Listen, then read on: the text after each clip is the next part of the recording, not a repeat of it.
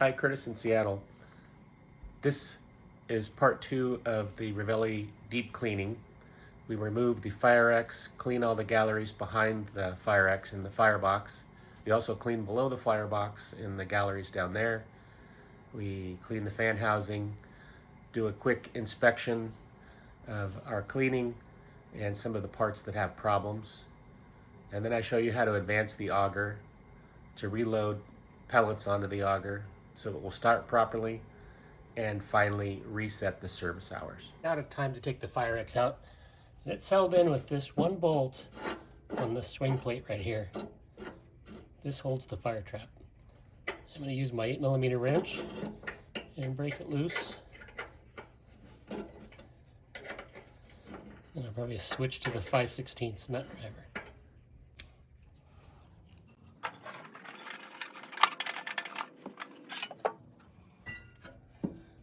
Alright, so the Firex is going to come out and I pull it out from the bottom.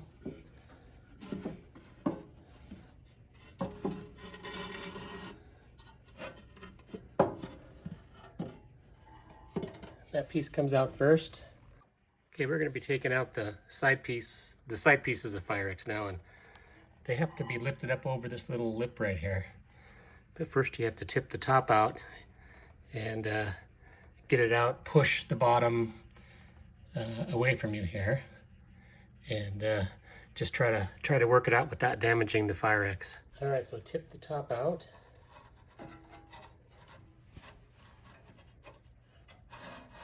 Same time, kind of push the bottom over a little bit, and then just work it out.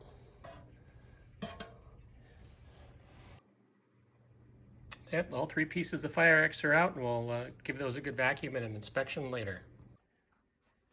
So now that we have all the Firex out and the flue's clean, let's take a look at the inside of the stove. This is after 712 hours. We've already cleaned down there, but this is what it looks like behind the Firex. And we have to clean out these galleries with our brush and around this pellet chute and the tube bundle, which I'll have to probably do a better job of videotaping. We use the brush on that as well. And looking down in the fan housing. All right, so I put the shop vac down there, and I'll snap a pic of where it is and put it in the corner.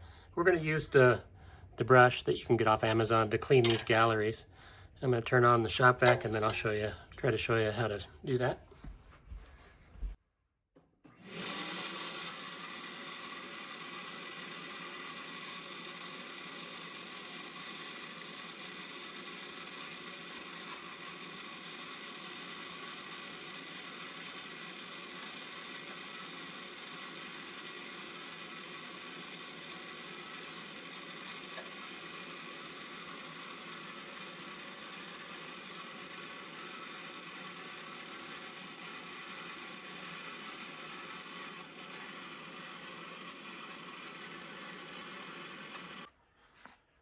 Okay, so I've moved the nozzle of the vacuum up to the main chamber, and I'm going to use the brush here to clean the tube bundle up above, and then also all of these areas along the back and the sides, and even as much in the front as I can.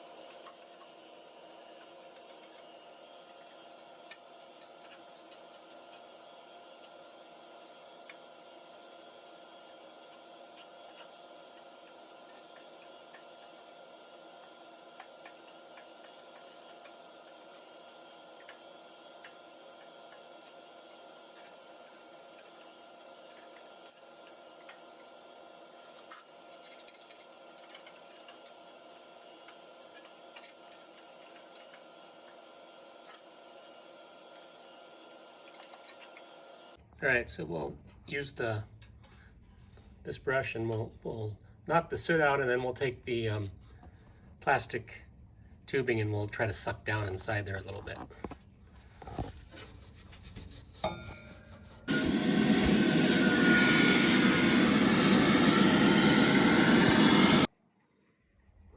All right, I've vacuumed out the fan housing. It looks pretty good. I mean, there's a little bit of soot right up there in the top. But otherwise, I think it looks pretty good. I'm not going to pull the fan off. All right, the inside of the stove is all vacuumed out, brushed out, including the two bundles up above, which probably can't see too well. And all I need to do now is do a quick inspection of some of the parts and reassemble. So the flame trap sits on this piece, this little swing plate, and as I said before, this piece is thinning down a little bit. You can see that. Doesn't look really that much worse than it was before. I don't think it's ready to be replaced yet or repaired.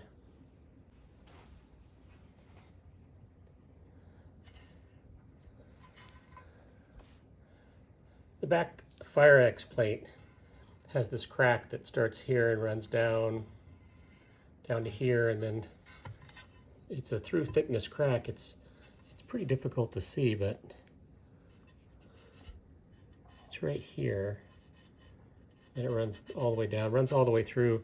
Doesn't seem like it's really that much worse than it was before, so I think it's fine. It's been raining here a little bit. Everything's flooded. Even the grass is like walking on a wet sponge.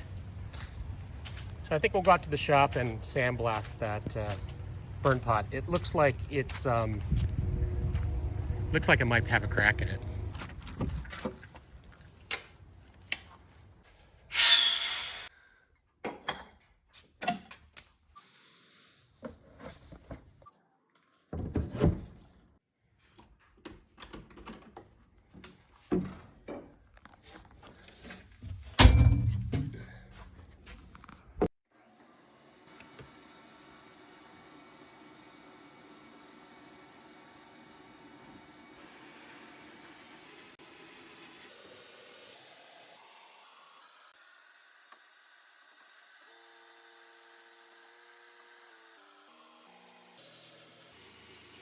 All right, it's all sandblasted. Let's take a look at this. I thought I saw a crack. Yeah, there's a crack. It's right there. Oh, and there's another one there. 1,324 hours on this burn pot. Luckily, it takes quite a while before the cracks start to open up significantly. All right, I just plugged in the stove. It's all back together. Got all the pellets in the hopper. And now as soon as we get a normal screen, we're gonna advance the auger to get pellets down into the burn pot so that the startup will work properly. Press the OK button 3 times. And then press the number 2 button. That starts the auger to get pellets into the burn pot.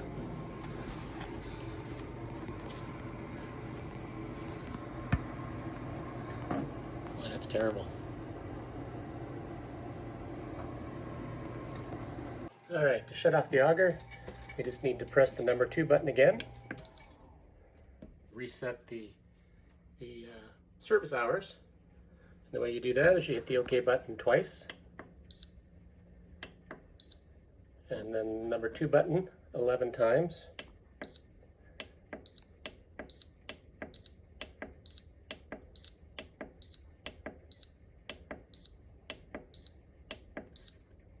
Oops. Working hours. Hit the OK button.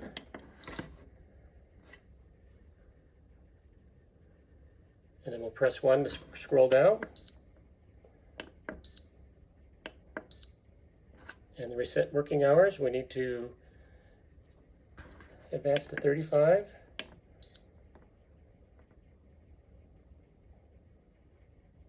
Oops.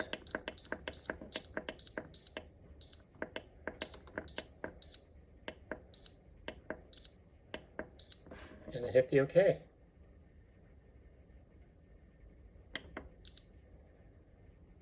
Now the time is reset. All right, so we're all finished, but one thing you need to do is you need to look in here and make sure there's no pellets on top of your heat exchanger. And the way that they get there is that when you fill your hopper here, this is the edge of the hopper. You can see that from underneath here. And if you fill it aggressively or you leave this ceramic cover off, you can get pellets on top there. I just had a YouTuber tell me that he had a fire on top of his identical stove. Well, thanks for watching. I hope you found this video useful and enjoyable, and I hope you get a chance to see some of my videos in the future. Thanks again. Bye.